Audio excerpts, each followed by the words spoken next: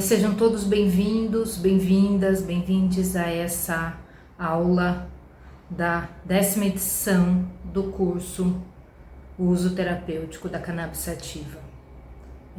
Hoje a aula é sobre Ayurveda, que é uma prática milenar, e cannabis, que vai ser dada pela professora Margarete. Eu sou Cristina e faço parte da equipe de coordenação do curso e desejo a vocês uma ótima aula. Lembrando que todos os certificados até a 9ª edição já estão disponíveis para baixar. Se você está inscrita regularmente no curso até a 9ª edição, cumpriu 75% de carga horária, preenchendo a lista de presença que fica disponível no descritivo de cada aula, você já pode ir até o sistema da Unifesp e baixar o seu certificado. Tá bom? Boa aula, até mais. Olá pessoal, boa noite, sejam todas bem-vindas, bem-vindos e bem-vindes ao curso da Unifesp Mover Recan sobre o uso terapêutico da cannabis sativa. Meu nome é Margarete Mota, eu vou falar para vocês um pouquinho hoje sobre o uso da cannabis na visão da medicina Ayurveda. Eu gostaria de aproveitar a oportunidade e agradecer a professora doutora Eliana Rodrigues e a Gabi pelo convite, pela oportunidade de estar aqui com vocês hoje, e agradecer todas as pessoas que estão nos bastidores, tornando possível esse curso tão importante e tão necessário. Bom, eu sou naturóloga, terapeuta Ayurveda, sou diretora, produtora e corroteirista do documentário Ayurveda Cura Possível. Por enquanto, e até agora, é o único documentário latino-americano sobre o Ayurveda, é um documentário de 2016. Sou diretora da ESSA, Escola de Saberes Ancestrais, onde nós temos curso de formação terapeuta Ayurveda, é uma pós-graduação lato sensu, e sou organizadora do ELA-A, que é o Encontro Latino-Americano de Ayurveda, que é um evento de Ayurveda, um congresso de Ayurveda, que acontece desde 2017, e esse ano nós vamos ter a 6ª edição, no final do ano, em novembro. Bom, para falar sobre o uso da cannabis no Ayurveda, é importante que vocês entendam um pouquinho sobre o Ayurveda. Eu entendo que todos que estão aqui, todas as pessoas que estão aqui hoje vêm de áreas diferentes, de áreas do conhecimento diferentes, e não necessariamente todo mundo conhece ou já ouviu falar sobre o Ayurveda.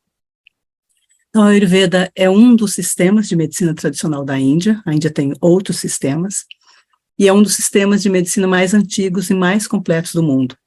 E o que é bem interessante do Ayurveda é a visão que o Ayurveda tem das pessoas, né, dos pacientes, ou seja, o Ayurveda olha para a pessoa de uma forma bastante holística, ou seja, olha para o ser humano pensando em todos os seus aspectos, físico, mental, espiritual, inclusive no bem-estar social de cada pessoa.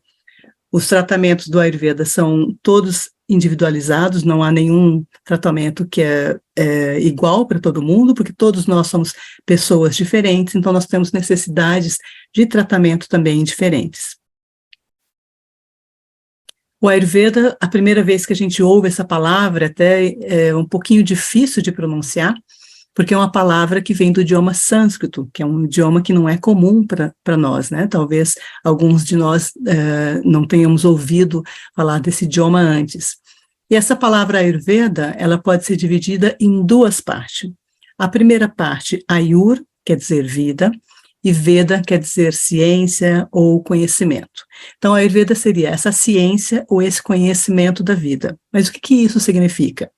Que o Ayurveda nos traz conhecimento para que a gente entenda como o nosso corpo funciona, como a nossa mente funciona, que a gente entenda quando a gente começa a entrar em desequilíbrio, quando a gente começa a adoecer, que a gente possa fazer escolhas saudáveis para nos mantermos saudáveis e para voltar para a saúde quando nós nos desequilibrarmos, quando adoecermos. O Ayurveda é baseado numa teoria que é chamada teoria dos 5 grandes elementos.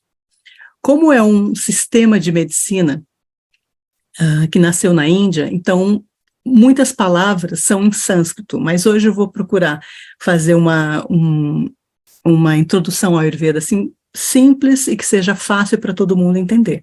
Algumas palavrinhas em sânscrito elas vão aparecer aqui e ali, mas a gente vai tentar evitar ao máximo o uso de palavras em sânscrito para que fique fácil para vocês, tá bom?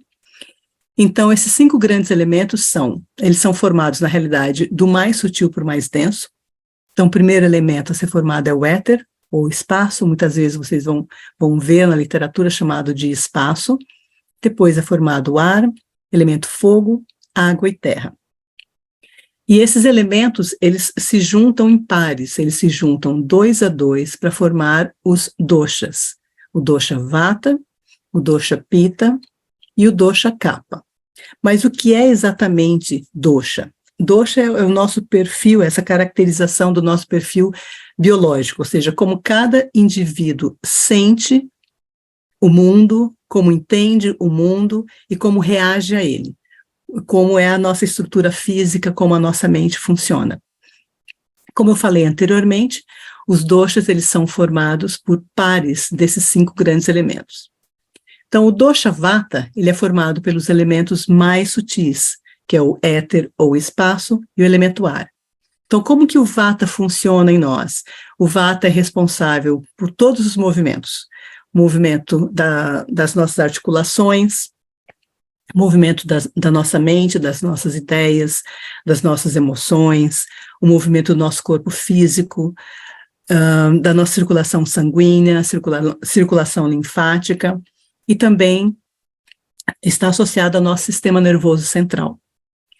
O Pitta, ele é formado por fogo e água, ou seja, muito fogo e um pouco de água. E o Pitta, ele é responsável por toda a transformação, todas as transformações que acontecem em nós, pelo metabolismo.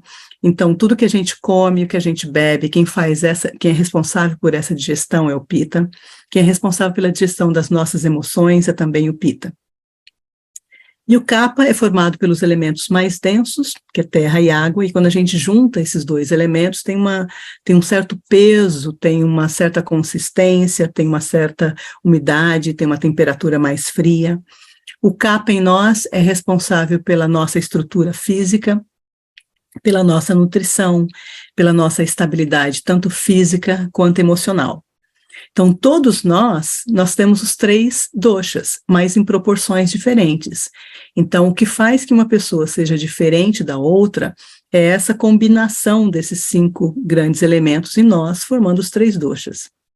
E essa combinação dos elementos em nós acontece no momento da concepção. Então, quando espermatozoide e óvulo se fundem, então os doshas presentes no espermatozoide e os doshas presentes no óvulo vão determinar ali uma combinação de doshas para aquela pessoa que vai nascer.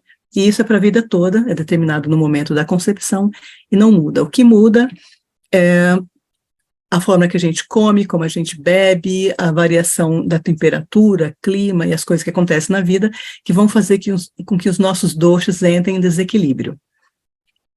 Então, o vata em nós, quando está equilibrado, nós temos uma clareza mental muito grande, nós temos uma rapidez de pensamento, uma agilidade tanto física quanto mental, temos muita criatividade, somos rápidos, tanto fisicamente quanto a nível mental, e quando desequilibra, o corpo físico afetado de uma forma que a pele fica mais seca, as nossas articulações ficam mais secas e mais ruidosas, a gente perde um pouco de flexibilidade no movimento das articulações, a nossa digestão ela fica errática, às vezes a gente digere bem, às vezes não digere bem, a mente, que antes era uma mente criativa, fica uma mente muito agitada, então a gente pode ter uma tendência a insônia, a ansiedade, a gente pode ter uma tendência também à prisão de ventre, porque muito ar acaba secando, né, o vento seca. No equilíbrio, como eu falei, a gente tem uma mente bastante criativa, rápida, uma comunicação mais fácil e mais clara. O Pitta, no desequilíbrio, como tem muito elemento fogo, então a gente vai tender a inflamações, vai tender a ter problemas gástricos como úlceras, azia, gastrite, queimação, às vezes, em alguma parte da pele, sola dos pés, alguma outra parte do corpo, ou os olhos, que tem uma certa ardência, uma queimação em algum lugar, às vezes localizado, às vezes no corpo todo. E o Kapha, quando entra em desequilíbrio, o Kapha é responsável também por formar os nossos tecidos corporais, né, tecido adiposo, tecido muscular, ósseo, etc. Então, quando entra em desequilíbrio, a gente acaba formando tecidos a mais. Então, a gente pode juntar, por exemplo, uma quantidade maior de tecido adiposo no corpo, né? A pessoa engorda, fica com um peso maior. Ou pode também surgir tecidos novos que não deveriam estar ali, como tumores, cistos e etc.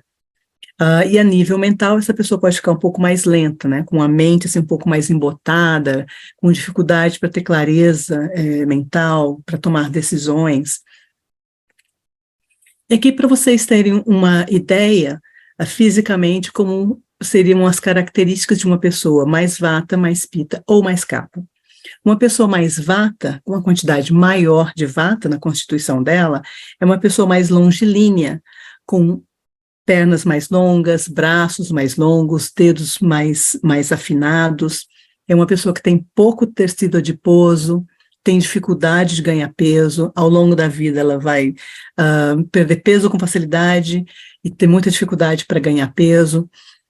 Se alguma questão emocional a afeta, a pessoa perde peso, por exemplo, teve uma discussão, teve uma briga, uma mágoa, a pessoa não consegue comer e já emagrece. A pessoa Pitta é uma pessoa que tem uma estrutura física um pouco mais forte, tem uma tendência a que os músculos fiquem tonificados com maior facilidade. Aquela pessoa, se vai para a academia, malha por pouco tempo, ela já fica com os músculos bem delineados, mais tonificados. É uma pessoa que tem muita energia física e precisa de gastar essa energia física, então é uma pessoa que gosta de esportes, gosta de atividade física, gosta de estar em ação o tempo inteiro. E uma pessoa mais kapha, com a quantidade maior de kapha, tem uma estrutura física assim, mais troncuda, aquela pessoa que tem os ossos mais largos, tem a musculatura mais tonificada, é uma pessoa que vai ter uma tendência a ganhar peso com facilidade, vai ter muita dificuldade de perder peso ao longo da vida. E no entendimento do Ayurveda, a abordagem do Ayurveda, o que é saúde, o que é doença, o Ayurveda entende que os 3 doshas são os fatores mais importantes, tanto no adoecimento quanto na manutenção da saúde. Então, quando os nossos doshas entram em desequilíbrio, a gente entra num processo de adoecimento. E para voltar para o equilíbrio, para a saúde, a gente tem que fazer alguns procedimentos para que esses doshas se tornem equilibrados novamente. E os doshas são responsáveis pela integridade do nosso corpo, porque eles governam toda a nossa estrutura física e todos os nossos processos mentais. Então, no entendimento do Ayurveda, doença significa desequilíbrio dos doshas. Se os doshas entrarem em desequilíbrio, o processo de adoecimento começa a acontecer. Para algumas pessoas, esse processo pode levar um tempo maior, para outras vai levar um tempo menor, mas se nada for feito para trazer os doshas para o equilíbrio novamente, a gente vai acabar adoecendo, ou seja, tendo uma doença com nome. E a cura é justamente a eliminação daquilo que causou o desequilíbrio. Então, a Ayurveda não vai lidar com os sintomas de um adoecimento. O Ayurveda vai direto nas causas daquele adoecimento para remover as causas. Por exemplo, um exemplo bastante simples. Se a pessoa está com insônia, está com muita dificuldade de conciliar o sono, e se ela tem essa dificuldade porque ela fica à noite estudando, ou fica lendo, ou fica assistindo televisão, fica vendo Netflix, ou fica no celular, ou por qualquer outra razão, seja por adoecimento de alguém que está em casa, cuidando de uma pessoa idosa, cuidando de um bebê, se a pessoa não dorme à noite, isso vai gerar vários desequilíbrios de vata. né? E aí pode chegar num ponto que a pessoa acaba tendo insônia, ela fica com dificuldade para conciliar o sono. Então, na visão do Ayurveda, o que precisa ser feito para que essa pessoa volte ao equilíbrio? Quais são as razões pelas quais a pessoa não vai dormir à noite? Quando a gente fala em sono Ayurveda, é sempre o sono da noite. Se ela tem o hábito de ficar acordada ali no celular, ou assistindo filmes, ou fazendo qualquer outro tipo de trabalho, ou qualquer outra atividade, precisa remover isso da vida dela. Então, começar a diminuir o estímulo à noite, começar a diminuir a quantidade de horas de tela, já um pouco antes da hora de dormir, para que a pessoa consiga relaxar a mente e conciliar o sono. Ou seja, você remove as causas daquilo que gerou aquela insônia ou aquela agitação mental. O Ayurveda tem 2 princípios fundamentais. O primeiro princípio é manter a saúde de uma pessoa saudável, ou seja, o Ayurveda tem várias rotinas, que a gente chama de rotinas diárias, ou rotinas sazonais, que estão conectadas às variações de temperatura, umidade ao longo do ano, as variações das estações, para que a pessoa se mantenha saudável. Mas o Ayurveda também tem a outra possibilidade, que é a possibilidade de cura. Então, se a gente esteve num desequilíbrio constante, né, numa rotina que pode ser adoecedora, por exemplo, de se alimentar mal, de dormir mal, ou qualquer outra rotina, ou qualquer outro hábito de vida que nos desequilibre, que nos adoeça, o Ayurveda também tem medicamentos, tem procedimentos, tem formas de trazer a pessoa para a saúde novamente. Então, o Ayurveda procura manter a saúde de quem já está saudável, de várias formas, e curar a pessoa que adoeceu, ou seja, remover as causas do adoecimento de alguém que está com alguma questão de saúde. E o Ayurveda é dividido em especialidades. Então, o Ayurveda é um sistema de medicina bastante completo e tem 8 especialidades. Medicina interna, pediatria, o que para a gente corresponde, na medicina ocidental, corresponderia à otorrinolaringologia, mas no Ayurveda são doenças que acometem da clavícula para cima, ou seja, garganta, pescoço, e toda essa região da cabeça, né? E também, especificamente, olhos, ouvidos, nariz e questões de garganta. Psiquiatria, cirurgia, talvez seja algo que muitas pessoas não têm ouvido falar, mas o Ayurveda sim, tem cirurgias, é um sistema bastante desenvolvido. As cirurgias do Ayurveda hoje, comparados, obviamente, com cirurgias da medicina ocidental, são cirurgias bastante simples, né? Não são cirurgias complexas, até porque a gente está falando de um sistema bastante antigo. Toxicologia, rejuvenescimento e longevidade. Então, a Ayurveda entende que os seres humanos nasceram para viver bastante, mas viver bastante com saúde, ou seja, ter uma longevidade saudável. E medicina reprodutiva e os afrodisíacos. Então, nessa imagem aqui, remetendo como era o ensino do Ayurveda, não só do Ayurveda, mas das ciências da Índia, que era um ensino de mestre a discípulo, era um ensino de forma oral. Mais adiante, na história das ciências da Índia, que esse conhecimento foi compilado, né, numa literatura, e felizmente muito dessa literatura ainda existe, né? Até os dias de hoje a gente tem uma literatura do Ayurveda bastante interessante, longa inclusive. E hoje em dia na Índia é dessa forma que é o ensino do Ayurveda, como é dos outros sistemas de medicina. Aqui à esquerda a gente tem 2 imagens de 2 grandes universidades, uma no norte da Índia e outra no sul da Índia, e que à direita, essas 2 imagens mostrando cenas de uma sala de aula do curso de medicina, de um curso de medicina, por exemplo, né, em aulas teóricas ou em discussões de caso, onde os professores estão ali já com os alunos um pouco mais avançados, mais para o final do curso de medicina, discutindo casos clínicos. E o Ayurveda hoje na Índia é um curso de medicina, como os demais cursos de medicina, que é chamado de BAMS, que significa, que é o bacharelado em medicina Ayurveda, que é bacharel em Ayurveda, em medicina Ayurveda e cirurgia. Na Índia, hoje, há mais de 500 instituições, ou seja, mais de 500 faculdades de Ayurveda, espalhadas pela Índia inteira. O curso de medicina Ayurveda é um curso de 5 anos e meio e residência médica, como todos os outros sistemas de medicina na Índia, e tem quase 150 instituições de ensino de nível de pós-graduação, mestrado e doutorado em Ayurveda. E hoje na Índia tem mais de 450 mil médicos e médicas Ayurveda, tem mais de 2.800 hospitais de vários tamanhos, né? Hospitais pequenos, hospitais maiores, hospitais públicos, hospitais particulares, e tem mais de 8.000 fábricas de medicamentos. Então, desde fábricas de medicamentos bem pequenas, onde os medicamentos são feitos de forma bastante artesanal, como fábricas de medicamentos extremamente modernas, como qualquer outra fábrica de medicamento moderno, medicamentos modernos ocidentais. E essas informações são desse Ministério Ayush na Índia. Então, o Ministério Ayush é um ministério criado pelo governo da Índia que olha justamente para esses sistemas de medicina, yoga e naturopatia na Índia. Então, cada uma das letras do Ayush significa um sistema.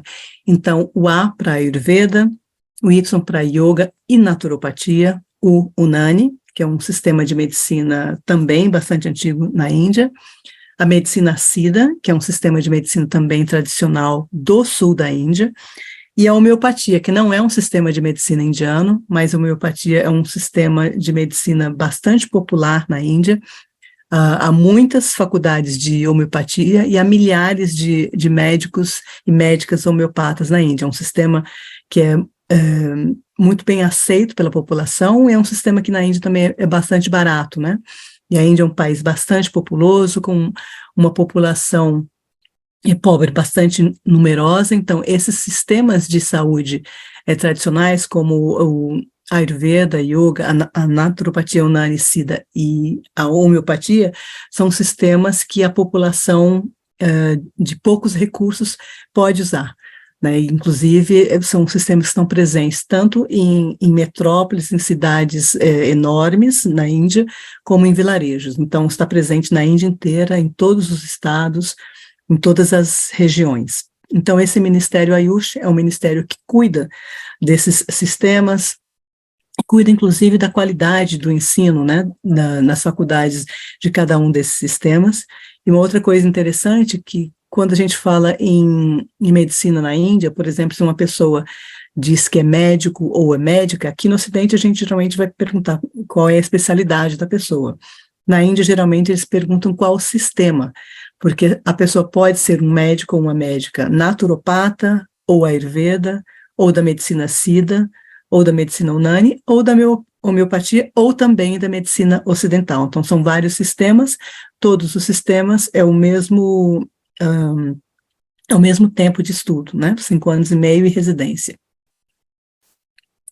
E aqui no Brasil, o Ayurveda entrou para as PNPICs, que é a nossa Política Nacional de Práticas Integrativas e Complementares no SUS, entrou em 2017.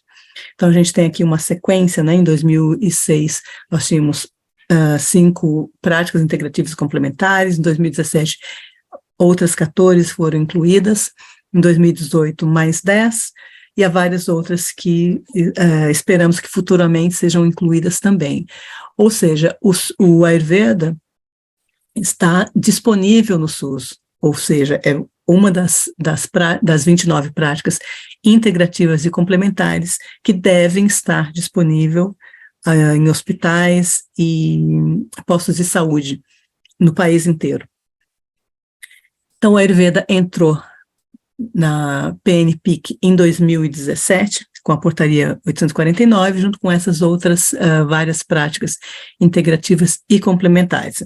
Então, esse é um dado que eu acho bastante interessante, porque muita gente desconhece, primeiro que uma grande parte da população brasileira desconhece, né, a nossa Política Nacional de Práticas Integrativas e Complementares no SUS, e quem conhece, muitas vezes não conhece todas as práticas que são autorizadas pelo Ministério da Saúde a estar nos nossos hospitais públicos e nossos postos de saúde.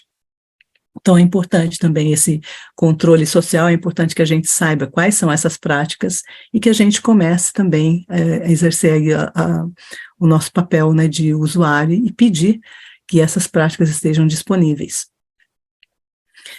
Quando a gente fala de Ayurveda, a gente precisa falar um pouquinho de Vedas, pelo menos ter um entendimento básico do que são os Vedas, né? Os Vedas são as escrituras sagradas da Índia, né, que são consideradas parte de um conhecimento divino, que é um conhecimento revelado, né, que foi revelado pelos deuses e intuído, né, pelos grandes sábios, pelos ascetas, pelos videntes, inspirados em meditação na antiga Índia. E como eu comentei anteriormente, esses conhecimentos, essas ciências da Índia, elas foram, num primeiro momento, transmitidas oralmente. A mesma coisa aconteceu com os Vedas, né, que eram transmitidos oralmente, até que chegou um momento, ali no século XII a.C., que foram compilados de forma escrita. Então, os hinos védicos, eles compreendem as seguintes obras, são 4 obras. Rig Veda, que é o saber das preces, que é o mais antigo dos 4 Vedas. O Yajur Veda, que é o saber dos sacrifícios, ou seja, das fórmulas sacrificiais. O Sama Veda, que é o saber dos cânticos ou das melodias. E o Atharva Veda, que é o saber dos encantamentos ou das fórmulas mágicas. Esse é o mais recente dos 4, né? Ele foi acrescentado posteriormente.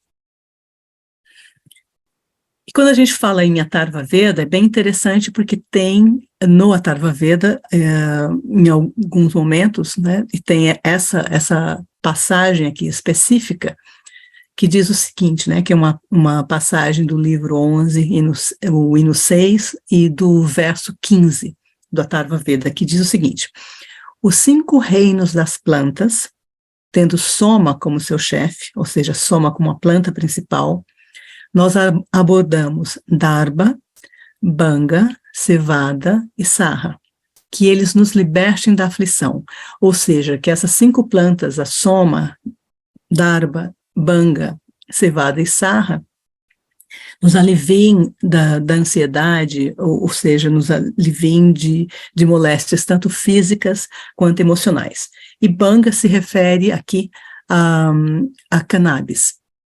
Então, é uma referência bastante antiga, né? A gente está falando de uma literatura que é bastante antiga e que, graças à história, acabou sobrevivendo até agora. Então, uma história bem feliz. E quando a gente fala em Ayurveda, não vou abordar esse tema profundamente aqui, mas acho que é interessante a gente citar que na Índia também é permitido o uso ritualístico da cannabis. Aqui à esquerda, a gente tem uma imagem de Shiva, que é um dos deuses da mitologia hindu, é um deus bastante importante, e ele é sempre conectado com Banga, com a cannabis. E aqui à direita, a gente tem uma imagem de um sadhu, ou seja, de uma seta, ou seja, aqui já trazendo para a nossa época, e que isso é bem interessante na Índia, porque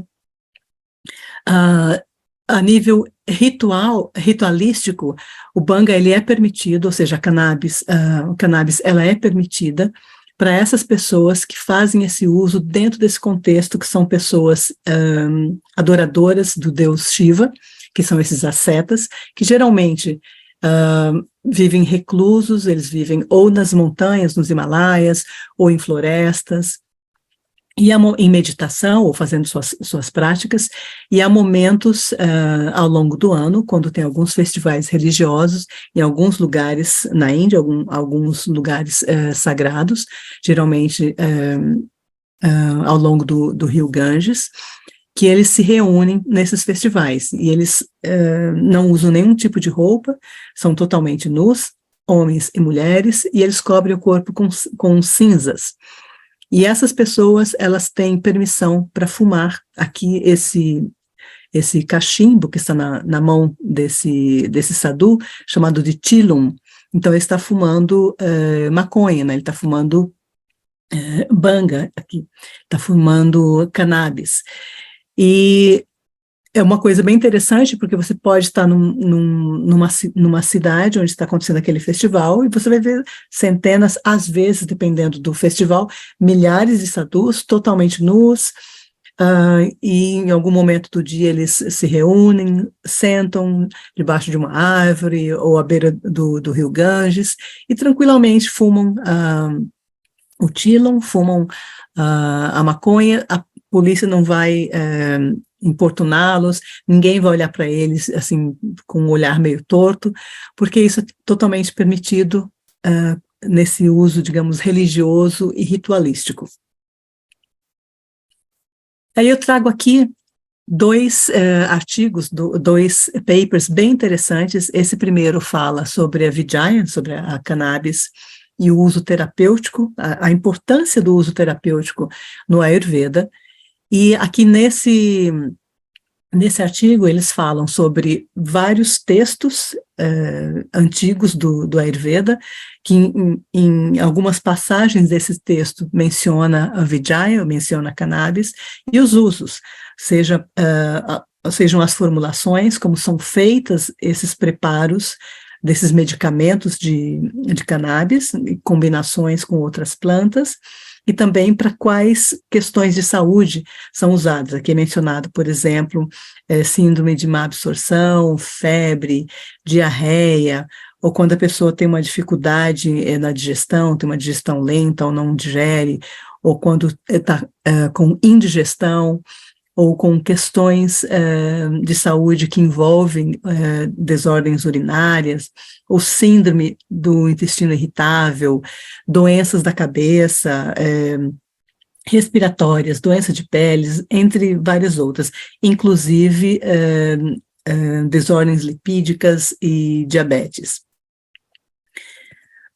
E nesse segundo artigo, eles fazem uma revisão conceitual da Vijaya, da cannabis, e mencionam a cannabis como uma ambrosia, como um néctar esquecido, ou seja, era uma planta muito utilizada na Índia antiga, com várias formulações e para vários usos, ou seja, tanto o uso ritualístico quanto o uso terapêutico, e por um tempo na Índia ela ficou meio esquecida, não era uma planta muito usada, e agora, novamente, né, a Índia começa a ter um outro olhar, né, para cannabis, né, e nesse artigo eles falam sobre essa revalidação, né, dessas evidências científicas presentes nos textos clássicos e trazendo esse escopo, né, para pesquisas mais refinadas hoje, né, numa Índia moderna. E há várias palavras, né, há vários nomes para cannabis nessa literatura toda, né, nessa literatura antiga do Ayurveda. Uma delas é Shivamulya, ou seja, é uma planta que está conectada com Shiva, e se diz que ela originou de Shiva, né, então tem vários mitos, né, sobre como essa planta se originou, e muitos deles conectados com Shiva. Um outro nome bem interessante dessa planta é Vijaya. Vijaya significa vitória, e vitória, em vários desses textos, eles mencionam a cannabis como uma planta que tem a capacidade de ter vitórias sobre as doenças, vitórias sobre doenças físicas e doenças emocionais e psíquicas. Um outro nome bem interessante é Divya, ou seja, aquela planta que causa alegria, causa prazer, é uma erva sagrada, é uma erva que concede iluminação, por isso esse uso ritualístico pelos sadhus, pelos ascetas. Um outro nome bem interessante é esse nome que diz que é uma planta que restaura a saúde, ou seja, ela traz a vitória sobre várias doenças e restaura a saúde daquela pessoa que está adoecida. Também é uma planta que ela proporciona vitória sobre a morte. Olha que interessante, ou seja, a pessoa está tão adoecida que tem assim, uma probabilidade de falecer, de morrer maior. Então, o uso dessa planta pode salvar a pessoa dessa morte iminente. E um outro nome é o último aqui, né, nessa lista, significa aquela que cura todas as doenças, ou seja, há algumas, dentro dessa literatura do Ayurveda, tem algumas que falam sobre a cannabis, sobre a Vijaya, como essa planta que tem essa capacidade de ter vitória sobre todas as doenças, ou seja, curar todas as doenças. Nesse paper, nesse artigo do Dr. Shivaram, ele fala sobre as propriedades farmacológicas da Vijaya, da cannabis. Isso é muito importante para o Ayurveda porque está conectado com os doshas. Então, no Ayurveda, quando a gente vai pensar como trazer a pessoa de volta para o equilíbrio, a gente tem que ver quais são os doshas que estão desequilibrados, e o Ayurveda sempre usa o oposto. Então, então, se é um dosha como Pitta, por exemplo, que é um dosha que tem muito elemento fogo, a gente não pode usar propriedades, substâncias que aqueçam, plantas que sejam muito quentes, porque a gente vai aumentar o elemento fogo, ou seja, a gente vai aumentar o desequilíbrio de Pitta. E se é uma planta que é justamente muito quente, ela vai ser boa para Vata e para Kapha, porque ambos são frios. Então, os opostos são importantes no Ayurveda, é o que vai trazer o equilíbrio. Então, qual é o sabor da Vijaya, o sabor da cannabis? Tem sabor amargo, tem sabor picante. Em termos de qualidades, ela tem a qualidade de ser uma planta leve e bastante penetrante. A potência dela, a potência no Ayurveda é sempre a capacidade de esquentar ou de esfriar. A potência dela é quente. Uma outra característica do Ayurveda com relação às substâncias e plantas é qual é o sabor após a digestão. Tem um sabor que a gente sente quando coloca na boca e tem um sabor que a gente sente depois que aquela substância ou aquela planta foi digerida. No caso da cannabis, é uma planta que após a digestão ela vai ter um sabor picante. E qual é o efeito nos doshas? Então, é uma planta que ela é quente, ela é picante, ela é penetrante, então é uma planta que não vai ser muito boa para desequilíbrios de Pitta, para vários desequilíbrios de Pitta. Mas vai ser uma planta que vai ser muito boa para desequilíbrios de Vata e desequilíbrios de Kapha, justamente porque ela tem características opostas a Vata e a Kapha. Uma outra característica da Vijaya, da cannabis, ela é considerada uma Upavishavarga, isso quer dizer, ela é um subveneno, significa que essa planta, para ela ser usada, ela precisa ser purificada, ela precisa passar por um processo que no Ayurveda é chamado de Shodhana, ou seja, um processo de purificação, que é um processo que vai remover as impurezas daquela substância, nesse caso da planta, e vai aumentar os valores terapêuticos dessa planta. Então, esses processos de purificação, eles são vários, né? Então, nessa literatura antiga do Ayurveda, eles mencionam 5 processos de purificação. O primeiro processo, o primeiro método de purificação, as folhas são colocadas em um saco de pano, um saco de algodão, elas são lavadas várias vezes, até que essa cor esverdeada, que a gente está falando das folhas frescas, né? Até que essa cor esverdeada da planta pare de escorrer e a água saia limpa. Depois disso, essas folhas são secas à sombra, né? Não é seca diretamente ao sol. E esse processo faz com que diminua em 26% o THC presente nessas folhas. O segundo método, as folhas são secas, as folhas secas são lavadas em água, depois elas são prensadas, depois disso elas são submetidas a uma secagem ao sol, e depois elas são processadas, né, elas são torradas no ghee. O ghee é a manteiga clarificada. Para esse processo não há uma descrição na literatura de quanto por cento se diminui o THC. No terceiro método, as folhas já secas, elas são lavadas em água, depois elas são secas, né, sob a luz do sol, né, diretamente sob a luz do sol, depois elas são tostadas na manteiga clarificada, no ghee, em fogo baixo. Esse método diminui em 85% o THC. E o que está entre parênteses é a literatura de onde essa informação foi retirada. No quarto método, as folhas são aquecidas numa decocção de uma outra planta, que é a Cássia arábica, por aproximadamente uns 24 minutos, em fogo brando. Depois, essas folhas são batidas no leite de vaca, depois é escorrido, se remove as folhas, e esse é considerado o melhor, aí sim pode-se usar as folhas para fazer as formulações, os medicamentos, e esse é considerado o melhor método de purificação. Né, e esse método reduz em 43% o THC. E o quinto método, as folhas, elas são aquecidas em leite de vaca, ou seja, são cozidas em leite de vaca por 3 horas em fogo brando. Depois, escorre-se esse leite, retira-se as folhas, aí elas são lavadas em água. Depois, elas são secas, sob a luz do sol. Quando elas estão sequinhas, aí frita, né, dá uma tostadinha nelas no ghee, na manteiga clarificada em fogo brando. E esse método diminui em 65% o teor de THC. Nessa literatura também fala sobre as ações farmacológicas da cannabis. São várias, né? Aqui eu cito algumas.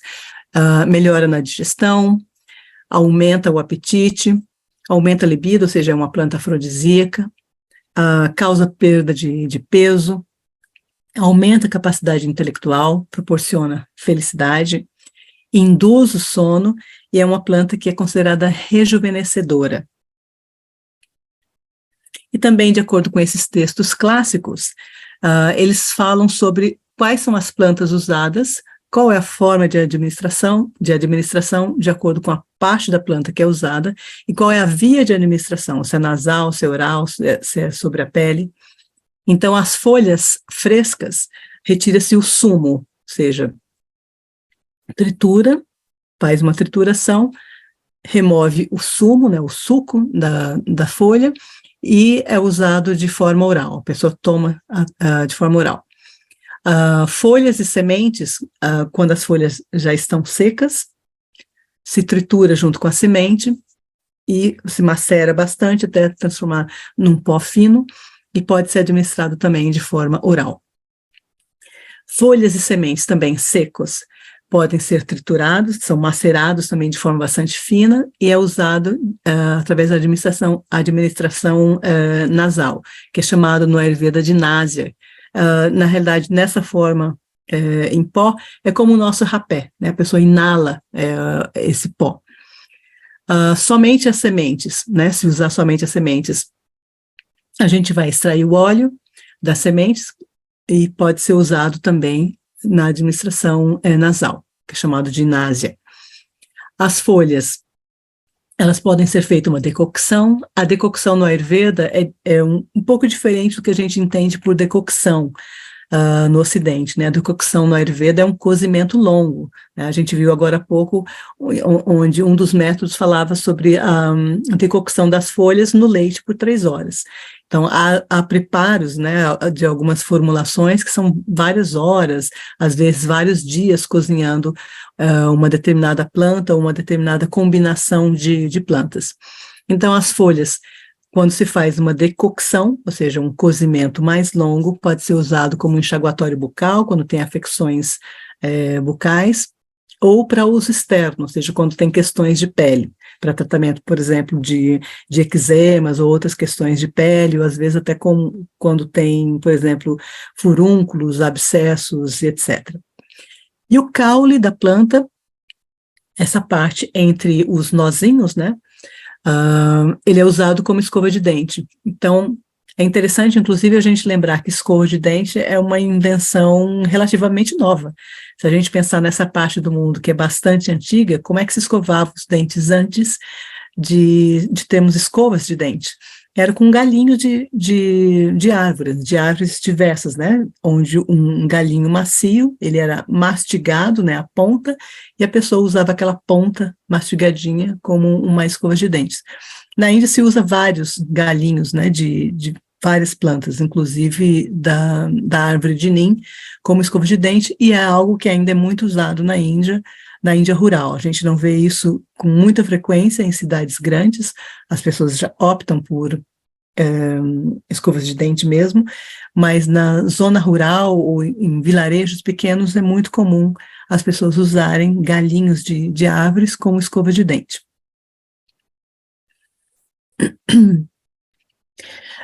Sobre os usos tradicionais. Então, nessa literatura, o que eles verificaram, né, averiguando toda essa literatura antiga, eles encontraram 191 formulações diferentes de cannabis, 187 delas para uso interno e 4 delas para uso externo. Entre essas formulações todas, as indicações, encontrar indicações entre 29 e 50 indicações, ou seja, de questões de saúde diferentes. E várias formas de administração, ou seja, várias maneiras, né, que é possível administrar esse medicamento. Em pós, podem ser feitos também comprimidos ou decocções, como eu expliquei agora há pouco. As decocções no Ayurveda são cozimentos bastante longos. Grita significa ghee medicado. O ghee é a manteiga clarificada. Então, tem vários medicamentos no Ayurveda que se faz com o ghee, onde se prepara um medicamento com essa mistura de ghee e plantas. Aqui, nesse caso, faz também um cozimento, nesse caso aqui, da cannabis, nesse ghee, nessa manteiga clarificada. Avalerra são medicamentos que são em formas de geleias. Tem vários medicamentos no Ayurveda que têm essa consistência de geleia, geralmente são os tônicos. É muito comum que os tônicos do Ayurveda tenham essa consistência de geleia. E o Asava e Arista são dois tipos de fórmula farmacêutica, né, formas farmacêuticas que são líquidas, que são fermentados ou são alcoólicos. Então, o Ayurveda tem, por exemplo, vários medicamentos que é um tipo de vinho, né, os vinhos do Ayurveda, que são os aristas, que são fermentações que acabam tendo um certo teor alcoólico. E também uma outra forma muito usada são os óleos medicados, né? Óleo medicado é um tipo de medicamento muito comum no Ayurveda, talvez até um dos mais comuns. Alguns óleos medicados são para uso interno, outros óleos medicados, uma grande parte, talvez a maioria dos óleos medicados, são para uso externo. E o óleo mais usado no Ayurveda é o óleo de gergelim. Então, os óleos medicados são geralmente feitos com óleo de gergelim, mas tem muitos outros óleos medicados que são feitos com óleo de coco. A base é o óleo de coco. E tem outros óleos também, mas esses são os 2 óleos mais utilizados para fazer medicamentos que são para uso externo e, às vezes, para uso interno também.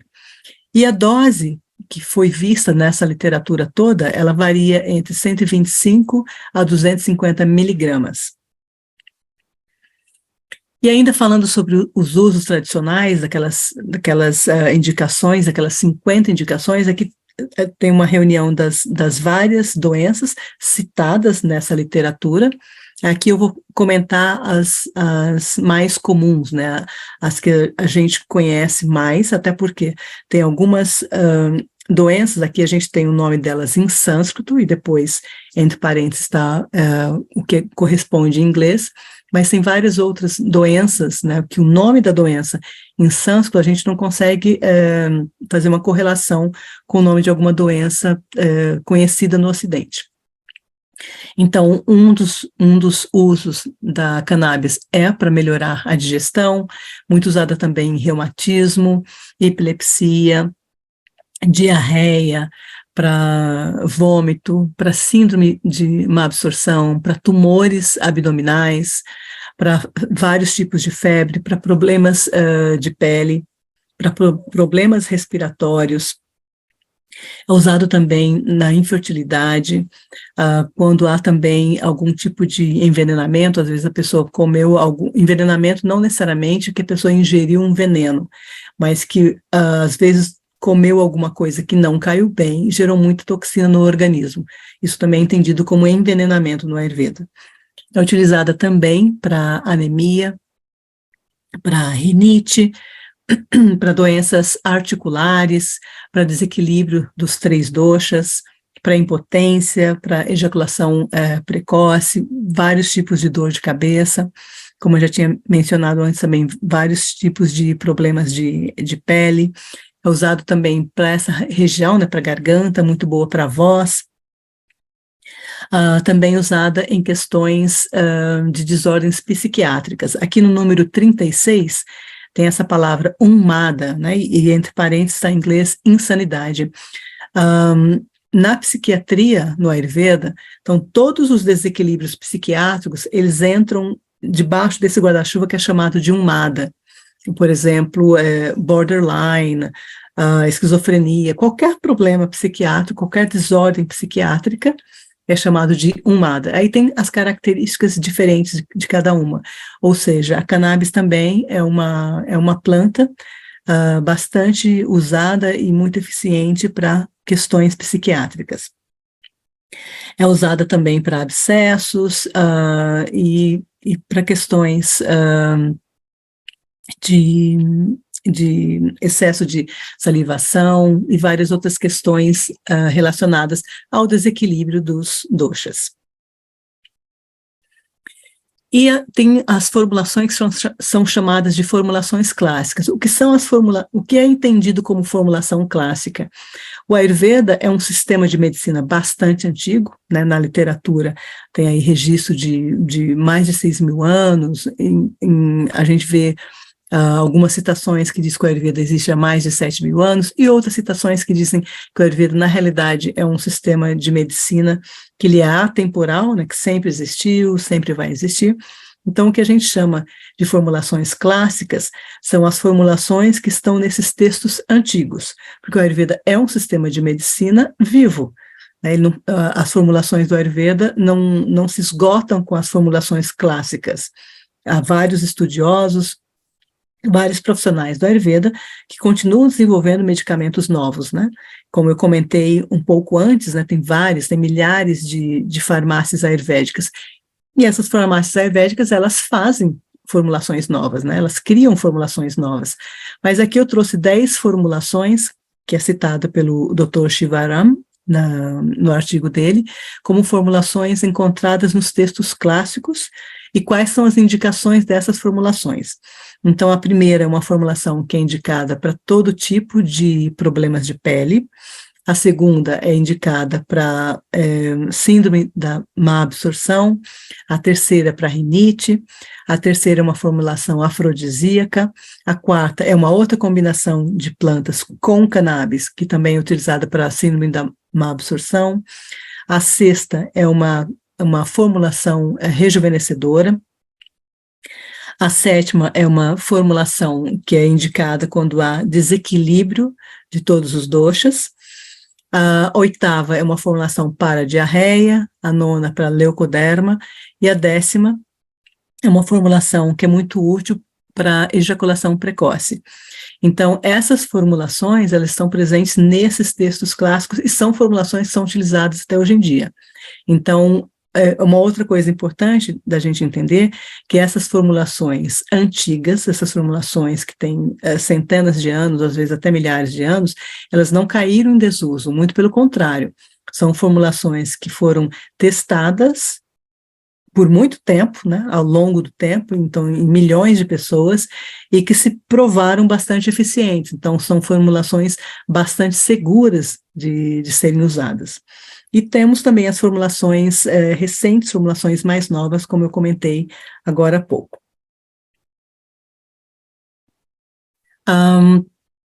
Aqui é interessante a gente falar um pouquinho sobre essa farmacopeia, né, que é a farmacopeia ayurvédica da Índia. A primeira edição, a primeira publicação foi feita em 1978, e essa farmacopeia, ela reúne formulações desses vários textos clássicos do Ayurveda. Então, são formulações que foram retiradas de várias literaturas e reunidas nessa farmacopeia.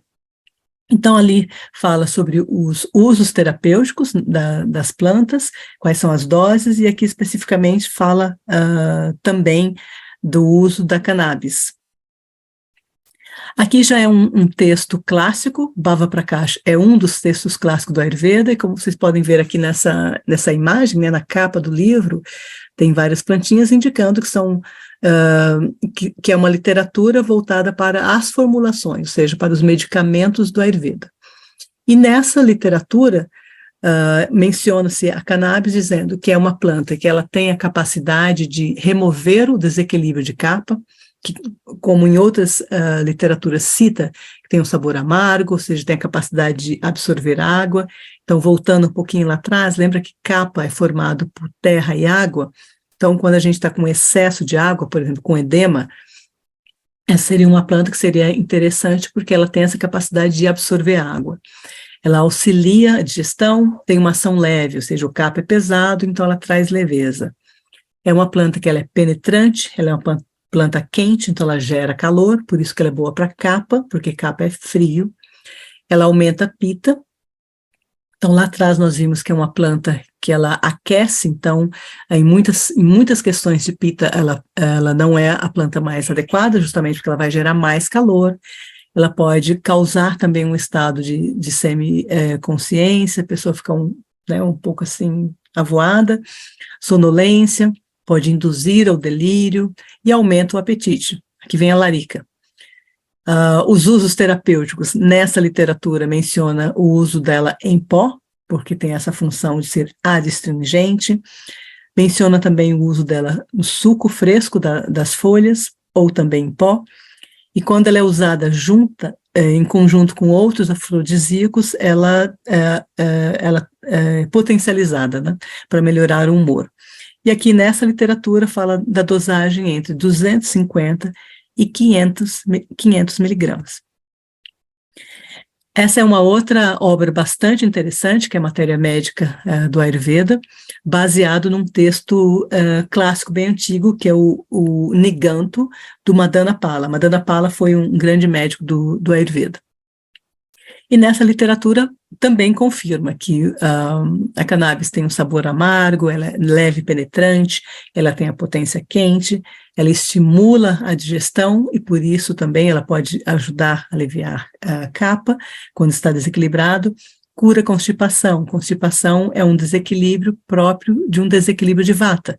Então, aqui também está dizendo que é uma planta que ela é boa para vata e ela é boa para kapha, para desequilíbrios de vata e desequilíbrios de kapha.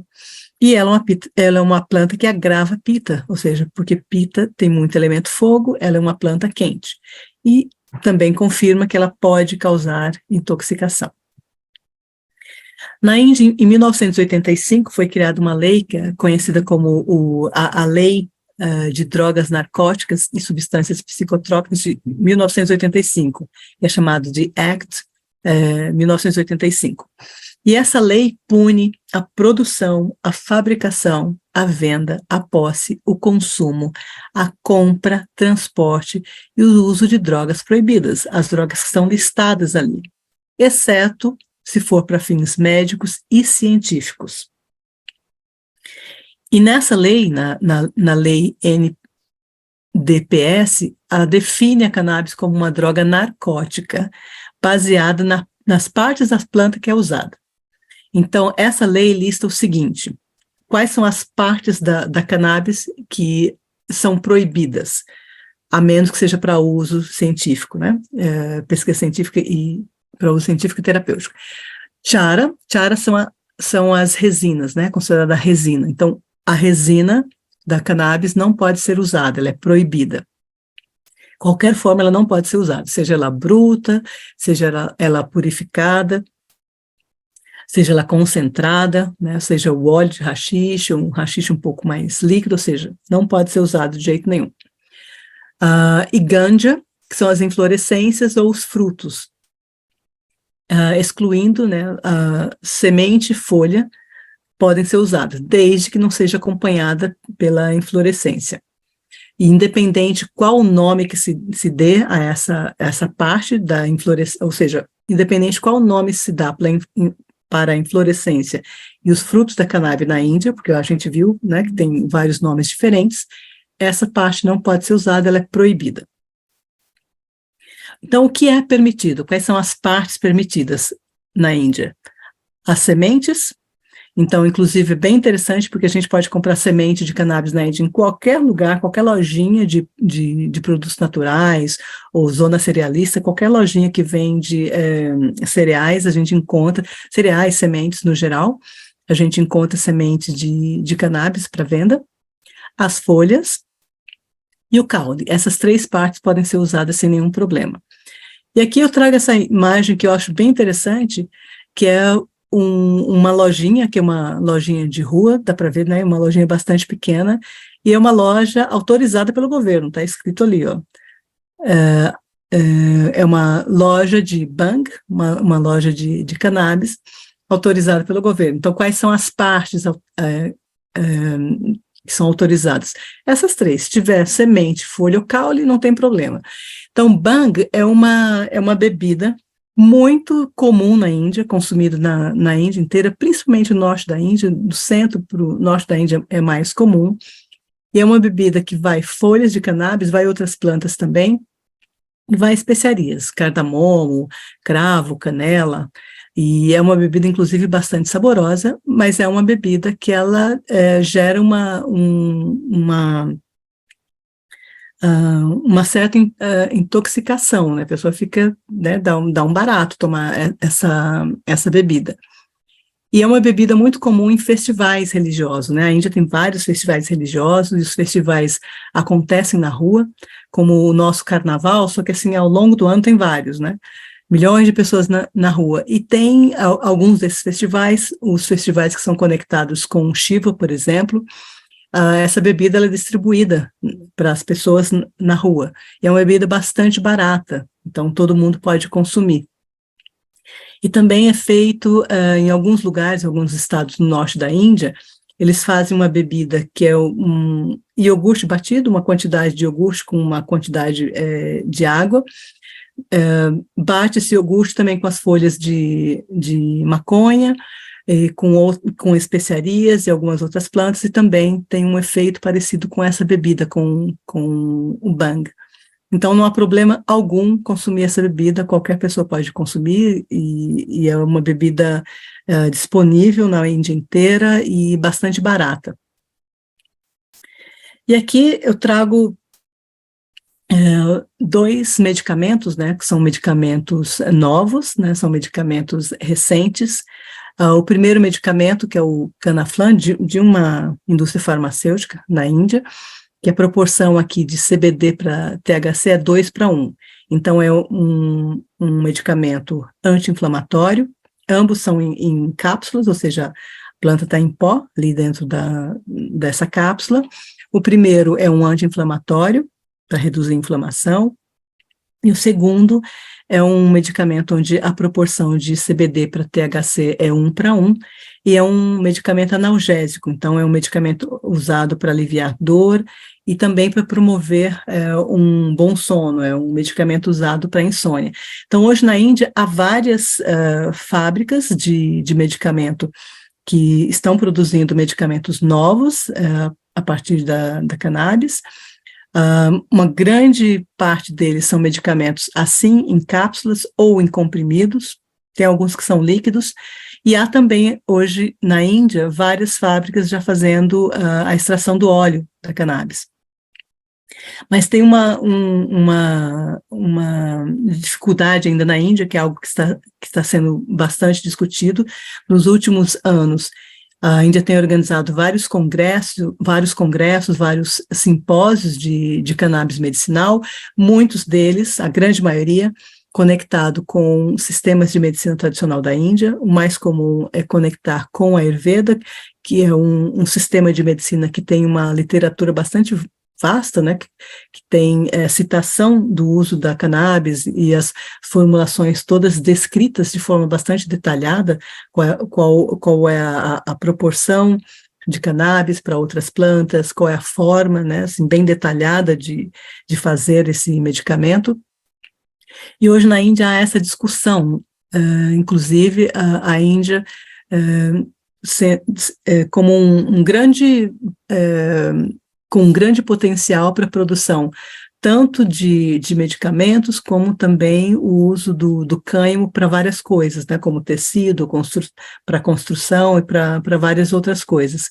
Este ano eu estive em 2 congressos na Índia, que eram 2 congressos de cannabis conectado com a Ayurveda, e foi muito interessante ver essa discussão na Índia, inclusive médicos do Ayurveda discutindo de criar uma certa pressão sobre o Ministério da Saúde, sobre o governo, para que o Ministério da Saúde, o governo, permita que eles façam mais pesquisas com essas partes da planta que ainda são proibidas, né? Que são liberadas para pesquisa, mas que ainda tem uma certa restrição.